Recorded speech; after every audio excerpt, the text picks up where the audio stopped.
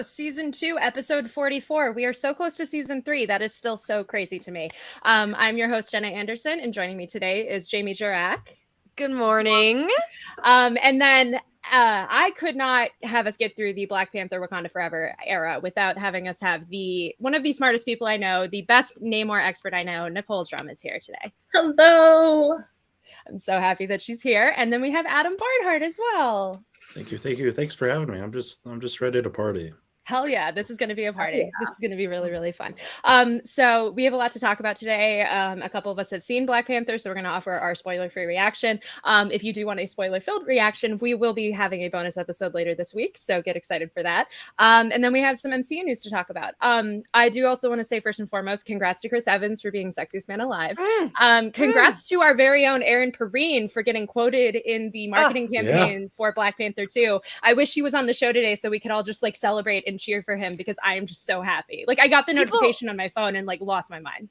I have friends who don't know Aaron at all and have messaged me and been like, that's one of the most beautiful reviews I've ever read. I'm so happy for the response Aaron's getting to the review. It is a gorgeous review. And he gave book recommendations in his tweet thread that are they're incredible books, but I'm just so floored by how beautiful the review is, how beautifully written. And then of course, literary references oh my God, if you haven't read it, you need to check it out. I agree. He completely knocked it out of the park. So we'll just dive right into Black Panther. I have seen it. Jamie has seen it. Nicole and Adam can kind of ask us questions as we share our reactions. Jamie, I'll let you go first because I feel like I'm already talking way too much today.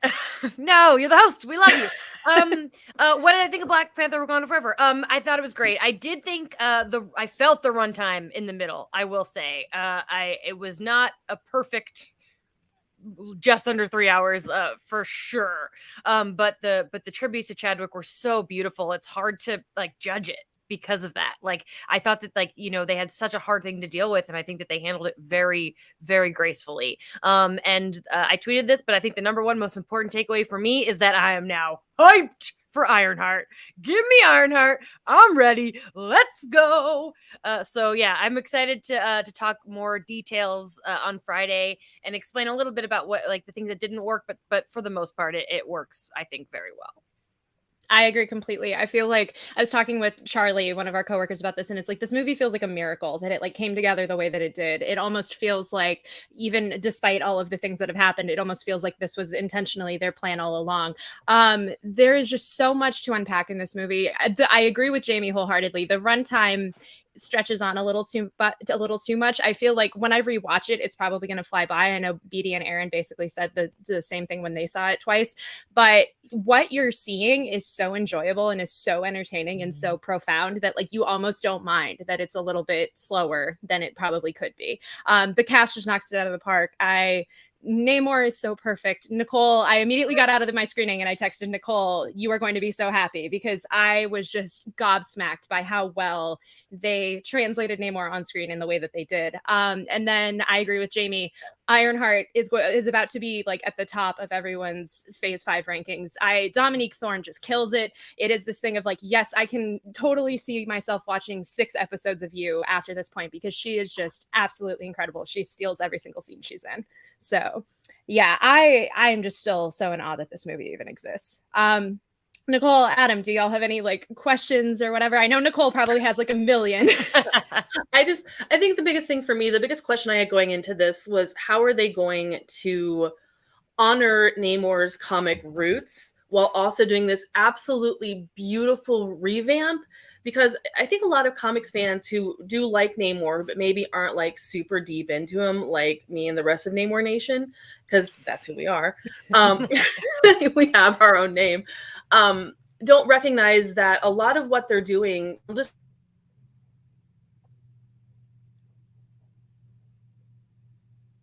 Oh, did she cut out there? Yeah, I think so. No. No. All right. Well, so Adam, do you have any questions while we're working to get the biggest? I'm trying to think. There we go. Okay. I am so sorry. Oh gosh. Okay. For me, the biggest question is, how well do they honor the comics aspect of this character, who is literally Marvel's first superhero, while also giving us what clearly looks like this badass new direction that we just desperately need.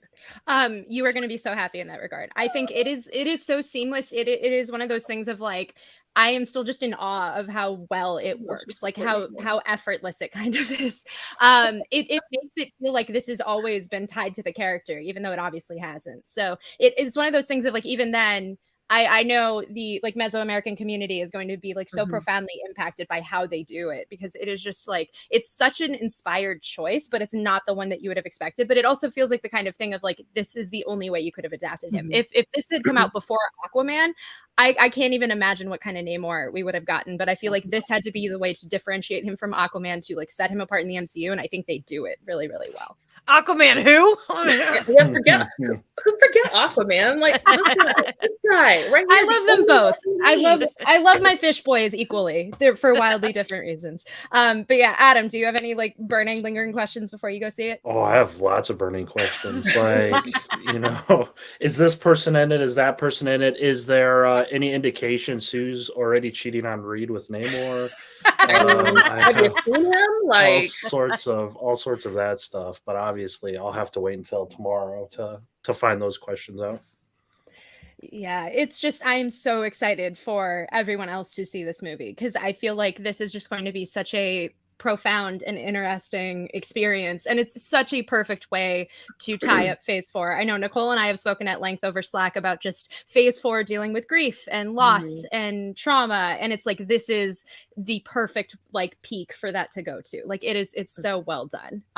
There's so much to talk about. yeah, that's like also been my other big question is because this movie, even the making of it is rooted in grief trauma. And I've been very curious to see how the real life, because one of the things that Marvel does really, really well is it approaches these big topics and these processing of emotions in a way that I think gives people a safe space to feel. And I know when Chadwick Boseman died, for a lot of people, that felt like a personal loss. I know in my family, it felt like a personal loss. So I've been very curious to see how the real life grief trauma that the cast and the crew experienced in losing their beloved friend would translate to a film where they also have to address the grief and the trauma in character as well. So everything you've told me about it, like you said, this is going to be a feast for you in your grief trauma brain, and I'm really excited to see how this plays out. And I think it's going to be therapeutic for a lot of people who have, especially this time of year as we enter the holiday season, where I think a lot of people feel those losses a little more acutely than they might say in like April or May. People in the comments are asking about like how many tissues do I bring, and I have to say I cried. It got me, but I did not cry as much as I thought I would, and I think that is because of the uplifting nature that they managed to do. Like, I definitely got me, but I came into this movie expecting to like be sobbing from beginning to end, and like I laughed more than I thought I would. It was really a good mixture of emotions. I completely agree. I think Aaron has said on the show, it's like it feels like a celebration, and it's like that is kind of first and foremost. Even as you are feeling emotional, as you are feeling all of these things, it is a celebration first and foremost. That kind of dives into, I know Nicole wants to talk about this, of like kind of the early projections for the movie and where it's kind of at. Yeah, so right now, Black Panther Wakanda Forever is currently sitting at 87% on the tomato meter at good old Rotten Tomatoes. It's already sold 45 million in pre-sale tickets for opening weekend, and that's like 40% ahead of Thor: Love and Thunder. It's 20% behind Doctor Strange 2. Do you guys feel like that matters, these numbers, compared to these other, MCU movies? I personally don't think it matters because I think people are going to, shove their butts in the seat. This movie has been pinned on my calendar for so long that I almost forgot it was coming, other than the Namor of it all. But I don't think these numbers matter. What do you guys think? I don't, and part of that is because, like, looking back at I will go many times to these movies, but when I saw Thor, after second time, I was like, I'm done. I don't need to see this again, and that won't be the case for Wakanda Forever. And I think a lot of people will feel that way. I think we're gonna get a lot of repeats, and it's gonna be some word of mouth. I think some people are hesitant just because of the sadness of it all, and I think when more people see it and explain that it's not just this like this huge bummer, more people are gonna come out. I completely agree. I also feel like this is the last blockbuster until Avatar, and even then, I feel like as we kind of addressed last week, the mileage of the Avatar franchise varies wildly from person to person. So I feel like for a lot of people, this is going to be like their end of the year movie. This is going to be the Christmas movie for some people, I feel like, and so it is going to continue to have legs. Adam, what do you think about all of these projections? My Christmas movie personally is going to be Violent Night. That's a blockbuster. Yeah, hell yeah, that's amazing. A blockbuster to me. So that's all. It's. I just always try to wrap my mind around just how much of a stranglehold Marvel has on the box office. And I mean that in the best way possible, because Dwayne "The Rock" Johnson is arguably probably the biggest A-lister in Hollywood. And Black Adam, by any stretch of the imagination, any studio is going to want 350 million. But I mean, Wakanda Forever could make that in one weekend, and it's just insane to think about just how successful Marvel is at the box office. It is wild. Yeah. But, well, so kind of talking more about Black Panther, Adam has a quote to read. Yeah, so friend of the show, Nate Moore, recently addressed whether or not the X-Men were going to show up. Like, is there a Cyclops post-credit scene? Is there, Kitty Pryde and Wakanda Forever? Turns out no.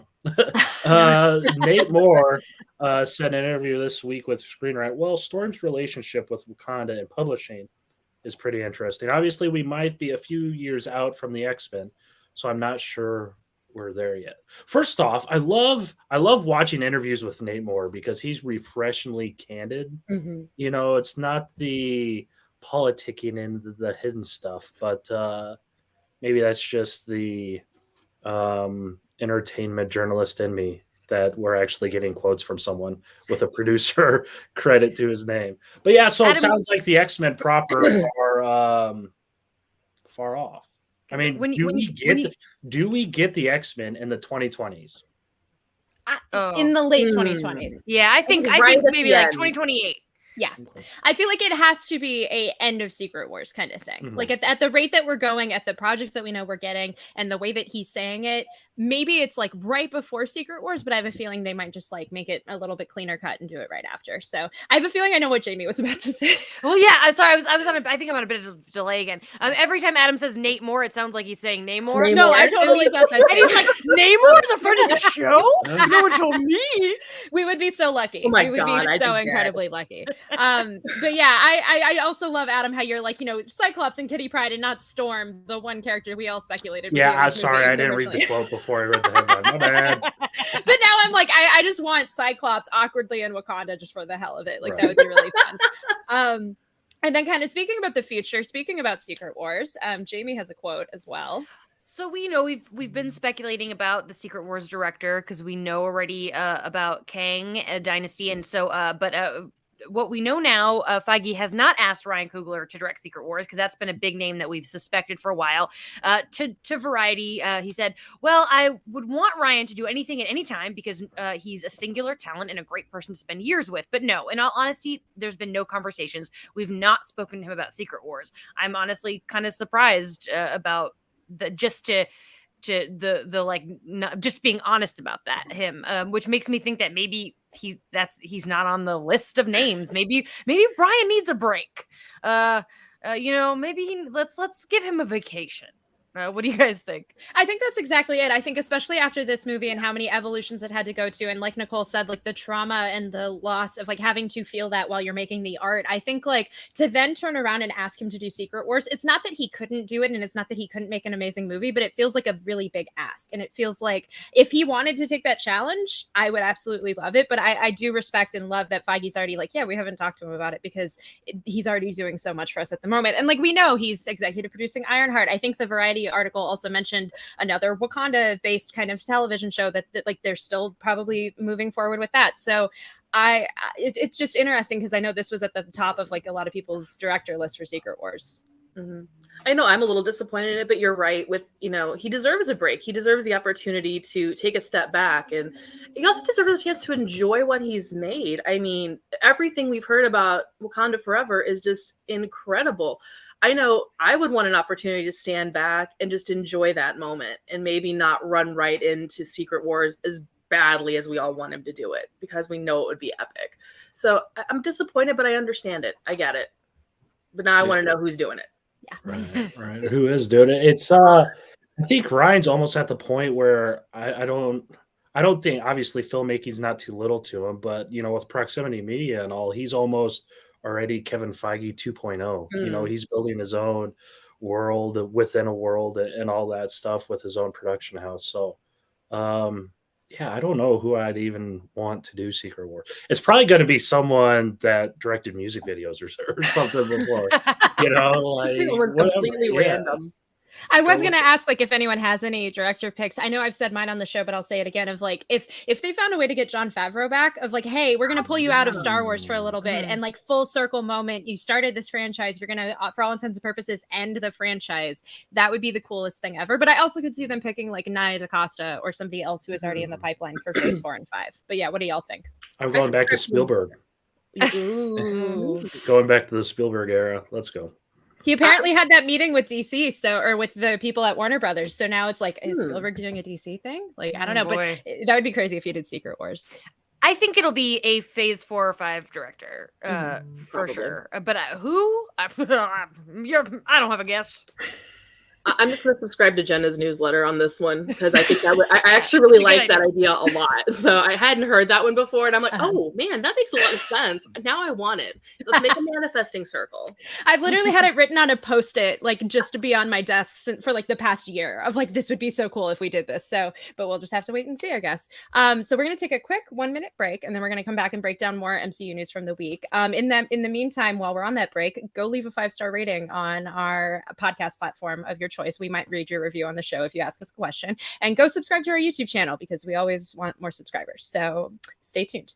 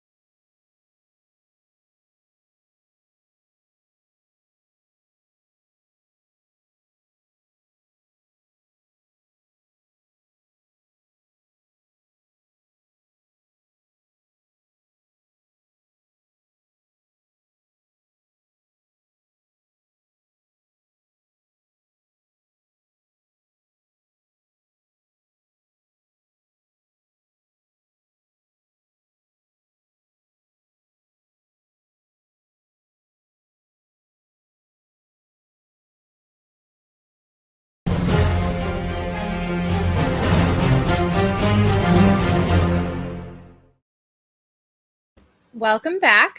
We have so much more MCU news to talk about this week, starting with some that Jamie is very, very happy to talk about. I can tell. I will just say also for the record, I literally said on the show like a couple weeks ago, like, man, Agatha Coven of Chaos has maybe 2 cast members at this point, and now they are fixing that, and I'm so happy. They heard you. Yes. Okay, let me just flip my hat around. My welcome to the Renaissance. Yes. All right. Let's do it. Oh man, are you kidding me? I'm gonna work backwards, I think, from the news. Okay. And we'll start with according to Deadline, Eric Andre has booked an episode, which I think really flows into your like sitcom theory that it's gonna be similar. I think that like him popping up is definitely means we're getting some comedy in there. Same with Sashir Zamata, an SNL alum. I mean, she's another very funny person that we're getting in there. And then we've got Maria Dizia, who was on Orange is the New Black and The Staircase, and Ali Ahn, who was in Billions and Supernatural. But the big one, the one that we've all been waiting to hear me say out of my mouth, Aubrey Plaza. You guys, Aubrey Plaza being in the show is the greatest thing that has happened to me since Catherine Hahn was announced for WandaVision. And the fun thing about this is like, every name that comes across this show is like Elizabeth Olsen has to show up because Aubrey Plaza and her starred in Ingrid Goes West together, which is one of my favorite movies of all time. If you haven't seen it, Ollie was in Liberal Arts with Elizabeth Olsen, and Maria was in Martha, Marcy, May, Marlene, which is I think arguably Elizabeth Olsen's best film. So like, so many of these people have worked with Elizabeth Olsen before. I mean, that's kind of her MO with the MCU. Like we've seen her make out with Aaron Taylor Johnson, Oscar Isaac, Josh Brolin, Tom Hiddleston. Like she has starred with so many MCU people in other movies. And I love that this is like, so like, because of that, I'm like, she's in it. But anyway, I'm excited. What do you guys think about these names? I will just say it's funny to me that you started from like the bottom up of like Eric Andre is the first one you're going to get out of the way, because that was the one to me when I read that on Monday, I was like, oh my God, of just like, we got got Eric Andre in a comic book thing. That like what a world. I simultaneously want him to play like some super serious warlock and also just like some weird CGI guy because I feel like he could kill any of it. Like it would be so good. But yeah, Aubrey Plaza. Wow. Like I know we're gonna talk about it, but like she could be playing half a dozen different characters, I feel like, tied to Agatha, and I would love absolutely any of them. I just am like, what a get for this show. She could just stand there and just be Aubrey Plaza, and I'd be completely fine with it because it's Aubrey Plaza. It's galaxy brain casting for whatever they're going to put her in. Like, literally, just stand her there and have her do nothing, and it's perfect. Yeah. Adam, I know you wrote the article on our website kind of speculating about who she's going to play. Do you want to run down some of those theories? Because I feel like there are so many. Yeah, the first character that came to mind, you know, judging magic and the fact that, you know, I guess the speculation or what, I'm not sure if one of the trades reported it. Right there, rumored to be playing a villain of the series. So one of the first names that came to mind was Morgan Le Fay. We saw her in Runaways. If you think back to Runaways, if anyone here watched Runaways, Elizabeth Hurley played her in Runaways. I don't. What season was that? 2, 3? 3 because I didn't watch 3 and I don't remember seeing Elizabeth Hurley. There you go. So she was in Runaways, which apparently, you know, it's Marvel Studios. They're going to introduce whatever character they want. Else, who knows? I mean, we had got Catherine Hahn as Agatha Harkness, so who knows what direction they're going to get. They cast a lot of people really quick, which makes me think they are going like the Salem 7 route. Is Andre going to be Nick Scratch? Probably not. I'm a bad Iron Fist fan, and the Power Man and Iron Fist run, the first arc by David Walker and Sanford Green, they deal with a like a street level magician who's not really a magic user but still does spells, and it always ends up poorly, and Eric Andre gives me those types of vibes. I don't know. I'm just ready. This show is very, very interesting to me. Like, are they doing the sitcom route? Are they going to do the darker coven witchy stuff? Whatever works, you know. I'm getting more and more excited about this. I agree. I also like going off of who Aubrey could be playing. I know I've seen some people be like, what about Jennifer Kale? Which like the idea of her then going around and hanging out with Man-Thing would like immediately make me so happy. I know Jamie's eyes just got so big. Like that would be a really cool possibility. I'm also always going to push my Squadron Supreme agenda and be like, if she was playing Arcana, yes, like, because I thought Dottie was playing Arcana for the longest time. They could still prove me wrong, but if they're not going to do that, then Aubrey Plaza as Arcana would be so cool. Just like Adam said, this show is just a feast. Like the cast that they're building for this is so wild, and I do hope it ends up taking that sitcom direction, because I feel like you can't cast this many funny people and not go that way with it. It's just so exciting. Nicole, go ahead. I feel like we can do both the dark witchy stuff in a sitcom setting. I really do feel like that can be done. And I think that's almost the perfect tone for the dark witchy setting, given this cast. I think it would actually, in a sense, kind of amplify those vibes. If you know, maybe, I think. I don't know. I'm just wanting it now. Now, straight in the veins. Yeah. I'm ready to rewatch Legion. Oh my God, seriously. Because Aubrey Plaza in Legion is like one of my favorite villain performances of all time. So and I'm curious to see how different or it's going to be to that. Yeah, we're all just so lucky. To Nicole's point, I'm like, I just want the Mary Tyler Moore show with witches. Like that's all I want at this point. Yes. Thank you. So speaking of other Marvel casting, not MCU, but MCU adjacent, because everything's tied in the multiverse, whatever. Daniel Kaluuya from Get Out and Nope and the first Black Panther is playing Spider-Punk in Across the Spider-Verse. He is a character that has been long rumored for this movie. I know there was merchandise that came out a couple months ago because the movie was supposed to be out like last month that showed that Spider-Punk was in this. And he's exactly what you would expect. He's from the UK, and he's just a punk version of Spider-Man who plays in a punk band and has a very cool alternate universe that is so cool. Cody Ziegler, who wrote on She-Hulk and wrote the Daredevil episode, just wrote a Spider-Punk miniseries. So I highly recommend that if you want to read a little bit more about him. But what do y'all think? What do y'all think about Spider-Punk being in this movie and being played by him? Heck yeah. I'm here for it. Heck yeah. I mean, I will watch Daniel Kaluuya in anything, like anything. I don't, any variation, voice, face, all of it. I don't care. He's so talented, and I think it just sounds like such cool it's something I wouldn't have expected, but it just sounds cool. So I want it. I need it. I'm here for it. I'm just so ready for Across the Spider-Verse. Yeah. Like, I do mourn the fact that we didn't get this movie last month like we were supposed to, but it's like the wait is going to be so worth it. Like this movie is going to knock all of our socks off. I can tell. Yes, I do think it is animated too, so it is able to kind of fly under the radar. I don't think us or the Scoopers necessarily pay too much attention to it, so we should be able to go into it. We hardly know anything about it, so I'm excited. Yeah. So speaking of other kind of Marvel adjacent, but now MCU movies, Ryan Reynolds has been talking a lot about Deadpool 3. And Nicole, do you want to break that down? Yeah. So it was really kind of interesting. When the announcement for Deadpool 3 came out, a lot of Swifties noticed something very interesting about that announcement. They recognized it from the All Too Well short film. And so, of course, the Swifties were like, oh my God, are we getting a cameo? Well, Mr. Deadpool himself has spoken out about this. He spoke to E.T. and his response was, are you kidding me? I would do anything for that woman. She's a genius. And now I just need her to do it. Like, that's not what he said. I need it. I personally need it. Because like now, she just released that album with the song Anti-Hero and the song Vigilante. Like, come on, this is perfect for this. But he definitely didn't completely rule it out, but he also didn't say, oh yeah, it's happening. But considering the close relationship between Reynolds and his family and Swift, I know we've speculated about this before. What do y'all think? Like, I know we've called her like the Celine Dion of Deadpool 3, and it's like, because if you just had her there as herself, I would be so happy. Like, I have been extremely in a Taylor Swift phase. Like, I have midnights on repeat constantly. So I am just like, and I'm eagerly waiting and dreading to get tickets for her tour. So it's like, if they found a way to work her into Deadpool 3, I would be so happy. That would be great. That's how I feel in terms of, like, I want her to be herself. Like, I want her to be the Celine. I think she's a great musical talent. I'm a big fan of Evermore, especially.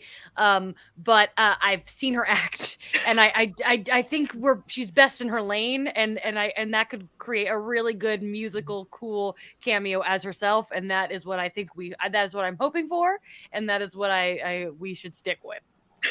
I already have a whole headcanon for how I want Hugh Jackman to show up in Deadpool 3, and now I'm inserting Taylor Swift. Jenna has heard what I want. Yes, but share it for the class. Yeah, share it for the class. Okay, so what I want for to happen, I want Hugh Jackman to be, because he does Broadway. I want him to be performing in Rogers the Musical, and Deadpool just show up, crash a performance, thinking that Hugh Jackman is his buddy Wolverine. Because I think that'd be freaking hilarious. And if we get a Taylor cameo, she could also be in Rogers the Musical. It's perfect. And it doesn't have to be well acted. It could be as cheesy as all get out because it's Deadpool 3. This is what I want. This is what I need. So, Mr. Reynolds, if you're listening, please make this happen. Nicole pushing the Rogers and the Musical agenda. That's my people right there. Here for it. I love Broadway. I am such a Broadway fan. I need this. Brandon leaves for one episode and we all just praise Rogers and Musical. I will say, because it's like, I want that, but I also would love, because I know they've kind of hinted, this is a road trip movie between, Logan and Wade. And it's like, if it became this thing where Taylor Swift is, constantly being played on the radio or is on their playlist or something, and you, work her into the movie through that, I would also love that. That would Anti-Hero all the time in the background. It's the perfect song for this movie. Yeah, Adam, what do you think about a possible Taylor Swift cameo? That's cool. Those are my thoughts. Insane. No, sure. Yeah, whatever. Yeah, that's cool. That's cool. And then that isn't the only thing that Ryan Reynolds has said. Nicole, do you want to talk about what he said on Jimmy Fallon? He also talked about protecting the canon of Logan, because as everybody knows, Logan had a very specific ending. And so he talked to Jimmy Fallon and said, we figured out a way to do it. That's Hugh Jackman approved and Kevin Feige approved, where we were completely protecting the legacy of Logan the way it was left off. We wouldn't mess with that. So it sounds like they're taking that very, very seriously, because everyone knows at the end of Logan, our pal Logan dies. It's the end of the road for him, and it's a moving moment. So I'm curious now to find out how they're protecting that legacy in a way that's Hugh Jackman and Kevin Feige approved, but we're still going to get a bonkers movie out of it. So I'm going back to my Rogers the Musical theory, man. I'm sticking to that. What about you guys? Yeah, I mean, we're all I we were all waiting to see who would go first, but yeah, like I trust. I you know, like I think Logan's a beautiful movie, and I think that no matter what they do, I don't think they're gonna ruin that. Logan's also such a bummer. Like I'm like in a good way, but in a way that like I want more Hugh. I know some people think that it's I don't know, fan servicey or whatever to bring Hugh back, but like I don't care. Give it in my eyeballs right now, please and thank you. I agree. I think like I know we all talked about this when Hugh was first confirmed of like if there's anything from superhero comics that you should take away from this, it is that characters die and then come back to life. Their death story can still be profoundly impactful, but then they can come back to life and we can continue telling stories with them. Just look at like Death of Superman as an example. That is a thing that people always thought like, oh, this took so long in canon. It was really a couple months before he came back. So I feel like it's going to be such an interesting needle to thread of like how to work with what Logan set up and then also work within the confines of the MCU and also work within the inevitability of Secret Wars. Because I feel like the whole multiverse aspect of it is probably going to play into this somehow. And so it's like, how do you do that and then pop Hugh Jackman like back over to go have the events of Logan happen to him? Like, I don't know, but I'm very curious to see what they end up coming up with. I also think it presents a really interesting opportunity because Marvel and the MCU does, like I've said this in previous episode, they deal a lot in grief and trauma, and obviously death is trauma. I think this is an interesting way to be funny about it. And I know that might sound really crass, but their humor is a way to deal with weird stuff. And I can just see Deadpool 3 taking that comic booky approach to no one's ever really dead and flipping it completely wild. And honestly, I think it's something the MCU could really use. I completely agree. It would be nice to then get to the point of like Krakoa era X-Men where it's like literally no one can die. They always just get reincarnated. Like that would be the craziest way to go about it. Yes. Adam, what do you think? Yeah. How far does Logan take? Like, how far in the future does Logan take place? I mean, there's a way that they could go on this multiversal trip and then still kill Wolverine and Logan. I just looked it up. It takes place in 2029. Okay, so yeah, there is like a 5-6 year window. Yeah. Right. So I mean, whatever. I mean, it would be a pretty cool send off to see. This is the slope my brain goes down when we're talking cameos and all this stuff because I mean it's a Deadpool movie, but is the movie going to end with Logan picking up right after Deadpool 3 or something of that nature, or what? But then that'll take the spotlight away from Deadpool. So I don't know. It's whatever. Yeah, I have faith in the process. They haven't even started pre-production on it yet. Things are probably going to change. Who knows? Maybe he is Wolverine. Maybe he's not. It is hard for me to believe they would bring back Hugh Jackman as Wolverine and then have another Wolverine in the X-Men movie 3-4 years later. But who knows? Stranger things have happened. Oh, it sounds like we're getting a feast. We're getting a feast exactly. And like I just want Laura Kinney. That's all I ask for. Played by Daphne Keane, played by somebody else. I don't know. Just I want Laura and Gabby. And if that is the direction you have to take in the MCU in order to differentiate from Logan, like I will take it at that point. I just want my little Wolverine family. I want Gabby, and I want Gabby to have her own series. Yes, I love that character so much, guys. Like so much. Like almost more. The Gabby and Deadpool team up issue is one of my favorite like single issues of a comic ever. Like it is iconic. It is so good. So we have one more piece of news, but since we have a little bit of time, we're gonna do like a little Q&A with the chat. So drop your questions and we will answer some of them.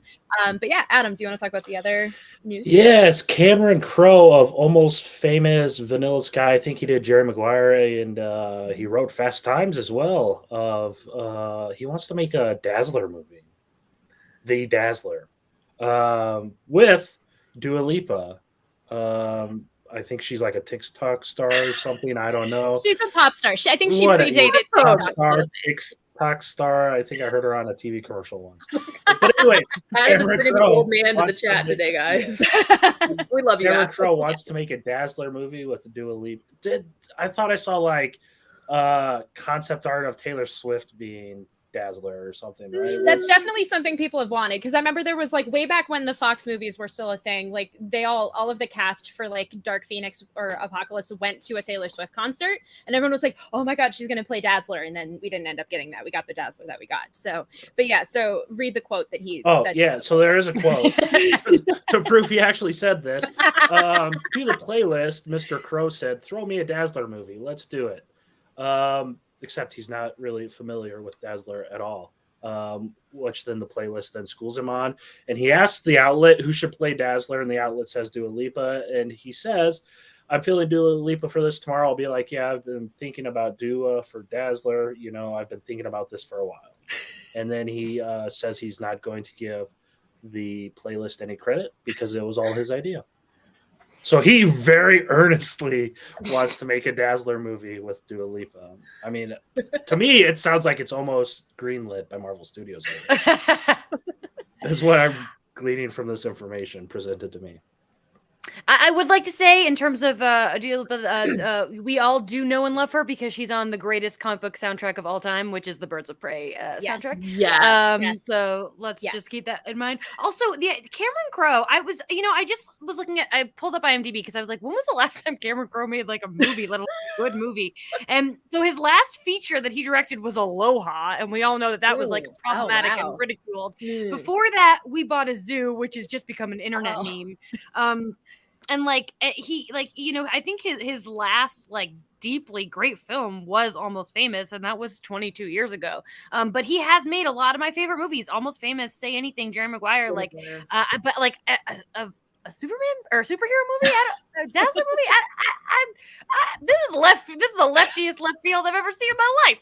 Sometimes when people go way out their comfort zone, weird and great things happen. So I'm willing to buy a ticket. I will make the argument, like I've tweeted about this. I will evangelize about this. I feel like Dazzler is the perfect character for a special presentation. Like once the X-Men are integrated in the MCU, you could literally do it like the Disney Plus concert specials that we get for like Billie Eilish and Taylor Swift and everybody else. Like you could do it in that style and just have a standalone, like here's Dazzler on a concert tour, and also like some sort of superhero shenanigans happen. I think that would be the coolest thing ever. Because it also would pay tribute to the fact that like Dazzler was originally created as a character who was going to be in a movie and have this whole like multimedia kind of superstar legacy, and then it didn't really end up happening, and she just kind of became an X-Men character. I think I love this idea. I threw this on the rundown purely because I wanted to talk about Dazzler, but I think it would be the weirdest and most galaxy brain thing if it could happen. So I'm on board with it. So to go kind of into our Q&A, a couple questions are starting to come in. I just have to go back all of the Dua Lipa TikTok star comments. So yeah, I definitely offended some people by saying the Birds of Prey soundtrack was the best soundtrack. You're not wrong. You're not wrong. Somebody said Batman 89. Yes, Prince Forever, but also I would call that more like one of the best scores than just like a soundtrack. Yeah. So like to each their own. The Birds of Prey is my favorite. Multiple best. It just depends the mood you're in. Yeah, exactly. Yeah. So is Wakanda Forever post blip? I don't know how much we can really say about this. Yes. I say we don't answer it. Yeah, we just don't answer. Yeah, just wait. Like you have less than 48 hours, depending on when you see this movie. Like you're gonna find out. Emma Jacqueline asks in the chat. Question for Jamie: favorite Catherine Hahn project? Oh my goodness. Well, I mean, I assume like aside from WandaVision, like that seems like because that's the answer. Gosh, you know, this is hard, and I wasn't prepared for this question. Mrs. Fletcher, which is one of those shows that HBO Max removed, and now you can never watch it again. Right. So sorry to recommend something that you can't watch, but like that was she was so good in that show. She was amazing. But when she's just going like crazy, wild, funny too, like I am such a big fan of Jen Barkley on Parks and Rec. I think the hardest I've ever laughed in that show was when she goes Poncho. Just so many roles. It's I'm so mad at HBO for erasing Mrs. Fletcher because her performance was brilliant. That was one that was on my list, and then now it's not because I can't physically watch it anymore. So CJ asks, what fan casting are you guys the most passionate about? I'll let the rest of y'all go first because I know I have like a half a dozen that I could list, but Jamie, you're at the top of the board. So Again, I have to speak again. It was what fan cast are you Yes. most excited? Yeah. I said this last week, and like I don't care about fan casting. I've always been kind of like, oh, I don't care about this. But now that Keke Palmer as Rogue is in my brain, like there's nothing else that I care about. There's no other fan cast that I've ever been like, well, if that doesn't happen, I'll be mad. Like I don't care about Krasinski. Like I like Krasinski, but I'm like whatever. But this one, now I'm like, give it to me in my eyeballs again. So yeah, that's my answer. Adam, what about you? The first one that comes to mind is Adam Barnhart as the writer of Where Monsters Dwell on Disney Plus. The second one is Anthony Starr as Dracula. That's really getting more and more of my thought. The third one is probably Wesley Snipes as Nighthawk, and then Henry Cavill as Hyperion, and then somebody as Arcana, and somebody as Tom Thumb, and somebody. Yes. I'm also a Squadron Supreme fan. Yes. But no, there's a lot of it. I'm not a huge on fan castings. The one fan cast we have gotten is probably my least favorite casting in the entire MCU. I'm sorry, Jim. John, whatever your name is. Sorry, Mr. Halpert. For a second, I thought you were just being mean to Jim, like Jim Viscardi. Jim, I thought you were. No. Jim's cast. No, I can't say anything bad about Jim. But yeah, no, yeah. Someone says Norman Reedus. Norman Reedus Ghost Rider. I think I might go with Keanu on Ghost Rider. I would actually. My one fan casting for Ghost Rider is probably sit down. You guys are sitting, right? Oh boy. Nick Cage. Uh-huh. Yes. Oh yeah. Hell yeah. Bring him back. Bring back your back. boy. That's all we need. That now I need that for Secret Wars, like so badly. Speaking my language right here. Nicole, what about you? I'm not usually a big fan cast person because I like to see what they come up with, and I don't want to get too attached to something. But now that he's mentioned Anthony Starr for Dracula, I can't unsee it, and now I need it. Like that just seems perfect to me. So I'm gonna go with that one, but also a Nick Cage for anything. So that's a little lesson for those in our chat. There's no K in Nick Cage. Thank well you. done, Jamie. Our Nick Cage scholar is reporting for duty. So people know mine. I've championed many on the show. I was very in the Henry Golding as Wonder Man, but like Yaya is going to be so perfect. Oh my god, that is such a good like casting. I'm still on my Glenn Howerton as Reed Richards. I'm still on my Seth Rogen as Ben Grimm. I know every time BD has done the Seth Rogen laugh that is my fault, and I take full responsibility for that. But him as the Thing would still be so perfect. And then, yeah, Keke as Rogue. Now that has been put out in the universe, and now that she has done the little Halloween photo shoot, I'm like, I need this to happen. I need this to happen so badly. Peter is in the chat saying my fan cast is Baron Zemo as a character in Thunderbolts. Yes. We'll see. We'll see. Buddy. I'm still bummed about that too. I'm still shocked he's not on that initial roster, but I guess we'll just have to wait. I need more Zemo dancing. Yeah, we need so much Zemo dancing. Layla in the chat did ask if we will be watching The Last of Us when it streams on HBO on January 15th next year. Yeah, I will tell you that I don't care about video games. I don't play video games, whatever. But obviously, I'm going to watch the Pedro Pascal show. Come on. Of course. I'm literally going out and trying to get a new gaming system so I can finally play The Last of Us, so I can get excited to watch the show because I'm desperate to watch the show. So pray for me getting a gaming system because I want to go all in for this. So yeah, I'll be watching. Awesome. Adam, what about you? Yeah, sure. Sure, yeah, I'll watch it. Of course I'll watch it. That is on the top of my most anticipated. I am going to be watching it. I'm going to be tweeting about it because I know Layla really likes when people tweet about Pedro Pascal. So that's what I'll be doing. Josh Harding did ask, will Angela Bassett win the Oscar for Wakanda Forever? I know Jamie and I can weigh in on this. One of the best performances in the MCU, I will at least say that. I always feel like acting Oscars for comic book stuff is such a fine line. I feel like it wouldn't be out of the realm of possibility that she'd be in consideration. It would be nice if she won, but I don't know. Jamie, what do you think? There's no way she's winning an Oscar. I would be shocked. It would a nomination, maybe. I don't see this movie getting the Oscar play that the first one did because it does have more flaws just as a film. It's not as tight. It's not as iconic, is a weird thing to say, but it's true. I mean, the Black Panther was just, the first one was like all those nominations and I believe it won 3, and it was just so so earned those awards. And if this movie was going to get anything, yeah, give it to Angela for sure. But I would be shocked. It's also the women this year. We're in a tight race. Like I'm right now, my choice is Stephanie from Everything Everywhere All at Once. But like how am I supposed to pick between Kate Blanchett and Michelle Yeoh for best actor? Like it just this year is going to be a good year for women in awards, and we'll see. But I would be shocked. I agree.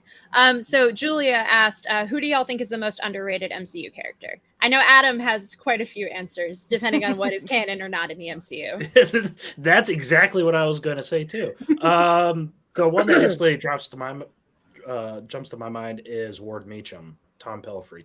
What he did in Iron Fist, goodness gracious, I know no one here watched it, and I know no one in the comments watched it. So I'm just talking to myself and trying to like reaffirm my own beliefs. But Tom Pelphrey is a hell of an actor, and what he did with Ward Meacham, he's probably, not counting heroes or villains, he's at least my favorite supporting character in the entirety of Marvel history, live action history. So probably that. Other underrated, I don't.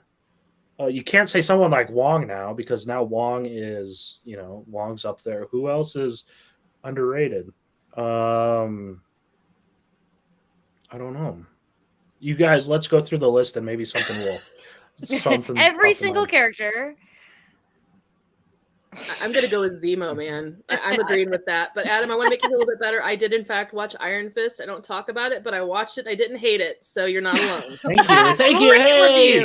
I found it out of my Iron Fist closet. Like, I did watch it. I didn't hate it. I feel like Jamie's answer is just going to be Agents of S.H.I.E.L.D. Also. Oh, yeah. God. Yeah. Come on. Obviously. Just every cast member from Agents of S.H.I.E.L.D. Yeah. All of those people. The whole show. The whole umbrella. I don't even know what my answer is, honestly, because I feel like they're underrated and overrated is such like a fine line. Right. But I don't know. I feel like, I don't know. Yeah, I honestly don't know. I'm just going to say like the entire Defenders verse. Like, honestly, because I love all of them so much. We should flip the script and do overrated and then end the show, because I need to make sure I'm offline as I say my response. Oh, I need to hear it now. Do that. Yeah, you brought this into existence, so now you need to lead. You need to lead. I have to lead. I can't lead. No, I can't. It's your fault. Oh, I'm sorry, guys. Do I really have to say it? We don't have to do it if you think it's going to be. Trust me, we've done so many rankings episodes that have like torn the fandom apart and like, torn each other apart. So we don't have to do it. Nobody can tweet me. Nobody can tweet me about this. With the rate that Twitter's going, they might not be able to soon. So like you might be good. Right. All right. So I'll just say it and then we move on. No comments, no anything. I'm just gonna say the two words and say it's Scarlet Witch. All right, bye. Wow. Oh. You're dead. We don't need to tweet to him because we all just know he's wrong and he can just say that. Sorry. Adam's canceled now. Jim needs to make room in his jail cell because I have a feeling everyone's arrest this man. Oh my gosh. Wow. I have a feeling no one else really wants to share their answer for overrated because I don't know. Jamie clearly has thoughts. Think of a Marvel like I can think of a DC character, but I can't think like there are certain like Marvel characters that I don't like as much as other people, but there's none that I can think of as like I'm the only character I actively talk about disliking is a character that's not really around much. So yeah. Nicole, do you have any thoughts? Do you want to stoke the fire like Adam did? I don't necessarily feel overrated. I feel like there's some characters that I'm glad their stories have come to more or less a conclusion because I think it's normal. Like for me, Iron Man, I'm completely fine that his story has come to a conclusion. Do I think the character is necessarily overrated? Not so much. I love Robert Downey Jr. as Iron Man. It was a fantastic performance and the movies are great. And same thing with kind of Steve Rogers' Captain America. I'm glad his chapter of the story has come to a conclusion because I'm stoked to have Sam Wilson in it, but I don't necessarily think overrated.